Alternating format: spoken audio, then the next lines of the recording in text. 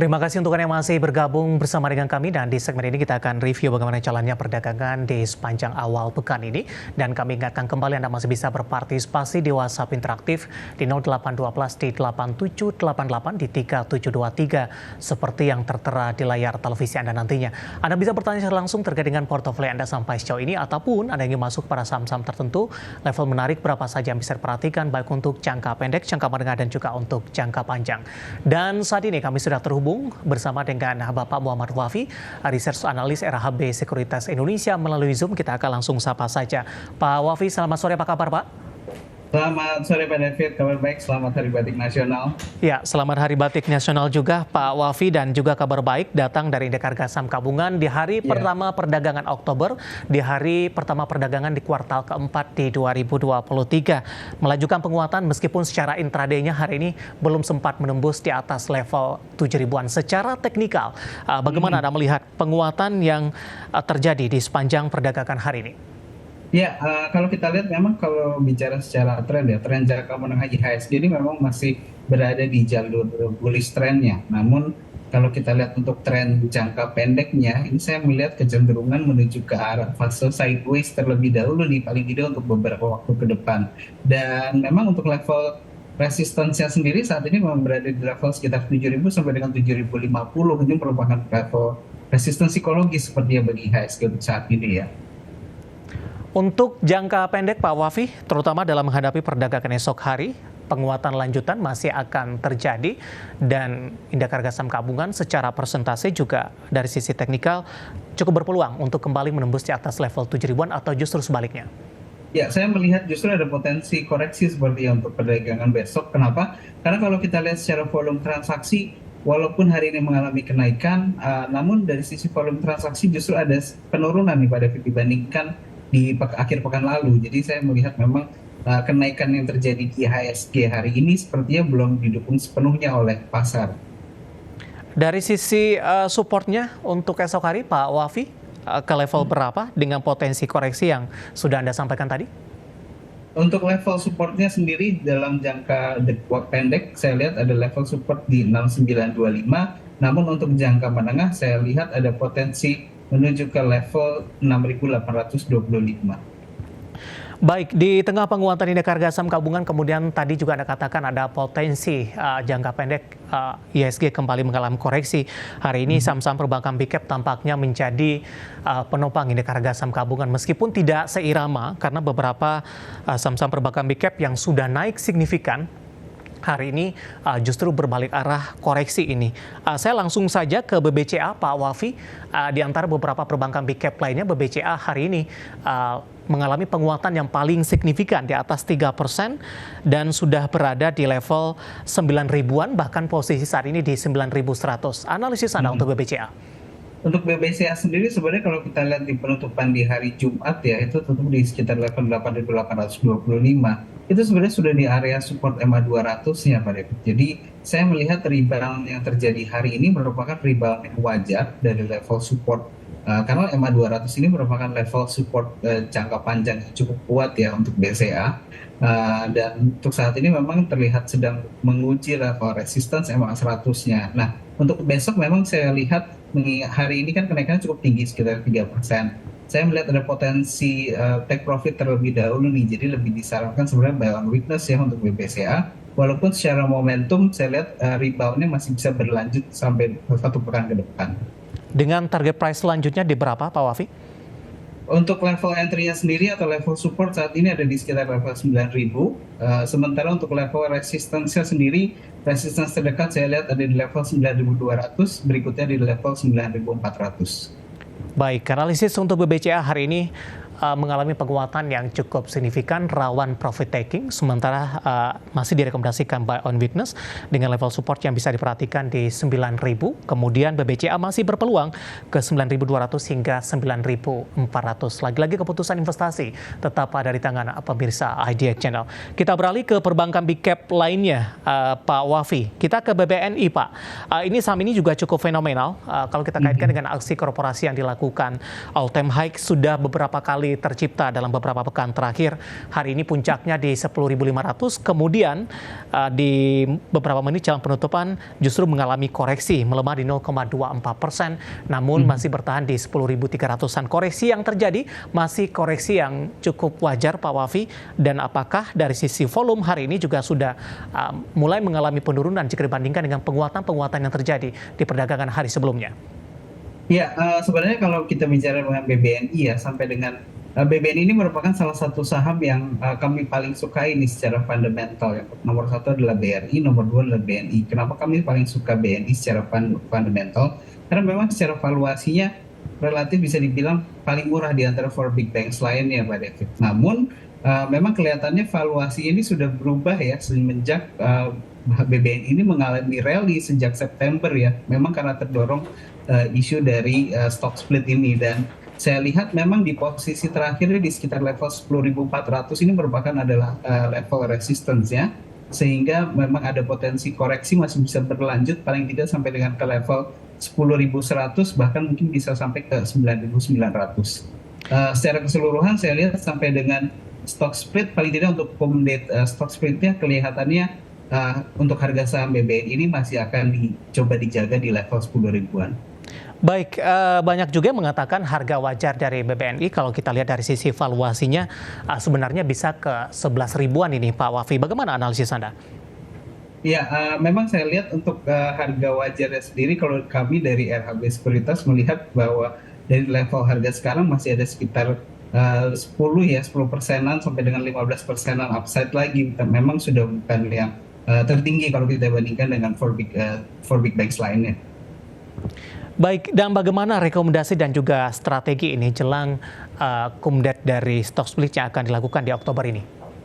Untuk trading sebenarnya masih bisa dilakukan strategi buy on weakness dengan tadi ya range level support di sekitar 10.100 sampai dengan level 9.900. Namun kalau untuk long term investment saya rasa memang sebaiknya tunggu setelah stock split terlebih dahulu, karena memang kecenderungannya menjelang stock split volatilitas akan lebih tinggi. Saya juga melihat ada kenaikan volume transaksi ini selama 1 bulan terakhir. Dan mungkin ini baru akan mulai reda kembali normal paling tidak setelah stock split itu selesai dan harga sahamnya juga kembali normal dalam itunya ya, pergerakan naik turunnya volatilitasnya. Baik, dari BBNI kita bergeser ke perbankan big cap lainnya. Untuk BMRI, Pak Wafi, ini sudah melakukan stock split beberapa waktu lalu. Pasca melakukan stock split juga sudah beberapa kali menembus all time high-nya begitu. Hari ini tadi sempat ke level tertinggi intraday-nya di 6.100. Dari chart yang saya pegang, 6.100 tampaknya juga merupakan salah satu level tertinggi dalam beberapa perdagangan terakhir. Analisis Anda untuk BMRI? Nah, kita lihat justru sebenarnya pola yang sama bisa kita lihat nih dari Bank Mandiri, Pak David, sebagai mungkin acuan ya terhadap pergerakan pola BBNI nanti. Dimana kalau kita lihat untuk Bank Mandiri setelah stock split ini cenderung bergerak sideways, baru kemudian mengalami rally di sekitar bulan Juni sampai dengan bulan Agustus, lalu saat ini kembali lagi bergerak sideways ya. Jadi saya lihat ini pola yang sama mungkin dapat berlaku juga nih untuk BBNI ya. Jadi setelah rally stock split mungkin akan cenderung bergerak sideways terlebih dahulu. Nah, kembali lagi ke Bank Mandiri, saya lihat untuk range pergerakannya memang saat ini cukup terbatas di sekitar level 5.850 sampai dengan level resistance di 6.250. Dengan posisi harga saat ini kelihatannya akan cenderung menguji level supportnya terlebih dahulu. Jadi strategi yang bisa dilakukan buy on weakness untuk Bank Mandiri. Baik, analisis untuk Bank Mandiri, tadi juga BPNI yang sudah dan sebelum melakukan stock split sudah mengalami penguatan yang cukup signifikan. Pak Wafi, kalau kita membahas terkait dengan stock split, seberapa besar magnet dari aksi korporasi ini sehingga menarik minat dan antusias yang cukup tinggi dari investor? Variabelnya sebenarnya cukup banyak ya, Pak David. Jadi tidak hanya sekedar stock split saja, tapi juga kita harus lihat dari popularitas sahamnya. Dimana kan kalau kita lihat untuk Bank Mandiri, BNI, itu memang saham-saham yang memang cukup populer juga kan di mata para investor. Kemudian dari sisi kapitalisasi pasarnya juga cukup besar. Dan kalau kita lihat memang dari sisi bisnisnya juga investor lebih familiar. Jadi banyak faktor yang bisa mempengaruhi pergerakan harga saham menjelang atau mungkin setelah stock split itu terjadi. Tapi secara keseluruhan memang kalau kita lihat dari tujuan perusahaan melakukan stock split ini kan supaya lebih liquid lagi Ya. ya untuk harga sahamnya. Jadi memang diharapkan bahwa perusahaan-perusahaan mungkin perusahaan yang mungkin kurang familiar, kurang populer ketika melakukan stock split itu menjadi satu langkah awal agar popularitasnya mengalami peningkatan dan lebih Baik. dipahami atau diketahui oleh para investor. Dan kebetulan Pak Wafi, listed company update kami hari ini ada PT Sekar Laut Tbk, Pak, atau dengan kode saham SKLT. Dari sisi popularitas yang Anda katakan tadi ini bisa dikatakan tidak sepopuler dari perbankan Big Cap, PMRI dan BBNI. Mereka juga akan melakukan stock split ini 1:10 dalam hal ini. SKLT hari ini secara teknikal juga mengalami penguatan yang cukup signifikan, auto reject atas di 24,68% dan berada di level 2.930 dan tampaknya ini juga merupakan level tertingginya dalam beberapa bulan terakhir ini. Bagaimana analisis Anda untuk SKLT? Ya, memang saya melihat ada kenaikan volume dan value transaksi ya, mungkin dalam kurang lebih 3 bulan terakhir. Namun sepertinya tidak terlalu berkaitan juga dengan rencana stock splitnya, karena biasanya untuk rencana stock split itu baru diumumkan perusahaan sekitar 1 sampai dengan 2 bulan sebelum di exercise stock split tersebut ya. Dan kalau kita lihat ini volume dan value transaksinya sendiri baru mulai ada kenaikan sejak mungkin 3-4 bulan terakhir. Jadi ini memang terlepas dari rencana stock split perusahaan. Namun kalau kita lihat secara trennya sendiri, trennya memang masih berada dalam fase bullish dan sedikit banyak kita bisa bilang bahwa kenaikan yang terjadi atau tren bullishnya itu untuk saat ini paling tidak 1 bulan terakhir itu memang ada faktor dari rencana stock splitnya juga, dimana kalau kita lihat kan harga sahamnya sempat menyentuh level support di sekitar 2.250 dan sekarang kembali pulih kembali ke level 2.900-an ya. Jadi saya rasa itu ada faktor rencana stock splitnya juga yang mendorong kenaikan harga sahamnya. Baik, hari ini auto reject atas, jangka pendek dan menengah, rawan profit taking tidak? Apa yang harus diwaspadai dalam hal ini, Pak Wafi? Ya, tentu kalau kita lihat kenaikannya cukup signifikan, tentu tingkat rawan profit takingnya juga semakin tinggi ya Pak David ya. Jadi saya tidak menyarankan mungkin bagi para investor ataupun trader mungkin yang baru mau masuk ke saham ini, kemudian melakukan entry di level penutupan saat ini di 2930. Saya lebih menyarankan untuk wait and see atau tunggu di level sekitar 2.800 sampai dengan 2.700. Itu adalah area-area support yang mungkin masih bisa disentuh oleh SKLT untuk melakukan pullback sebelum nanti bisa jadi kembali melakukan rebound menuju ke level resistance berikutnya yang saya lihat ada di level 3.200.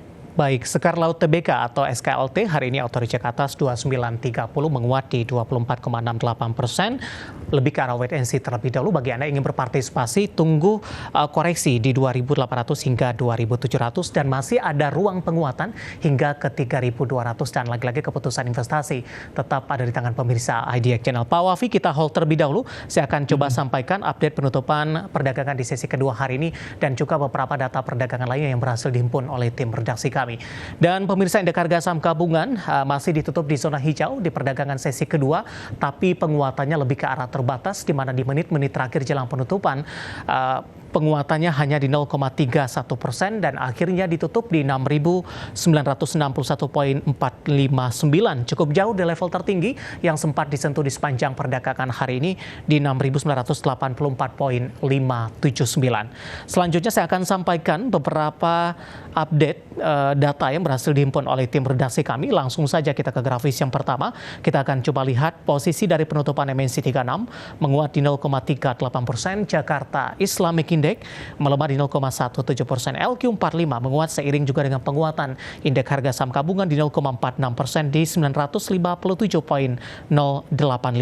Sementara rotasi pergerakan sektoral di sepanjang perdagangan hari ini, properti mengambil alih menguat di 1,09%, infrastruktur juga menguat di 0,92%. Energi hari ini menjadi pemberat untuk indeks harga saham gabungan, tertekan di 1,05% dan barang baku juga melemah di 0,44%. Selanjutnya, saham-saham yang mengalami penguatan signifikan pemirsa yang masuk ke dalam deretan top gainers, di antaranya dari perbankan Big Cap BBCA, tadi pun juga sempat kita ulas, ditutup di 9.075. Aman Mineral hari ini juga menguat di 6.100, Meta masih melanjutkan penguatan di 280 dan PRPT hari ini juga menguat di 1.330 di tengah rencana IPO dari anak usahanya. Kemudian juga ke grafis selanjutnya, saham-saham yang hari ini menjadi pemberat untuk indeks harga saham gabungan tampaknya didominasi oleh saham-saham energi dan juga dari saham-saham minyak mentah. Ada Medco hari ini tertekan cukup dalam di 1.560. MDKA pasca dari rilis kinerja semester pertama yang kurang mengembirakan mencatatkan rugi hari ini tampaknya masih melanjutkan pelemahan di 2670. Inet tertekan di 216 dan NCKL juga melemah di 1070. Updatean penutupan di sesi kedua dan semoga bisa menjadi referensi untuk Anda, terutama dalam menghadapi perdagangan di keesokan harinya. Kita akan jeda kembali dan tetap di tempat Anda karena setelah ini kita akan coba lihat saham-saham pilihan apa saja yang direkomendasikan. Dan pemirsa, kami akan segera kembali usai jeda berikut ini.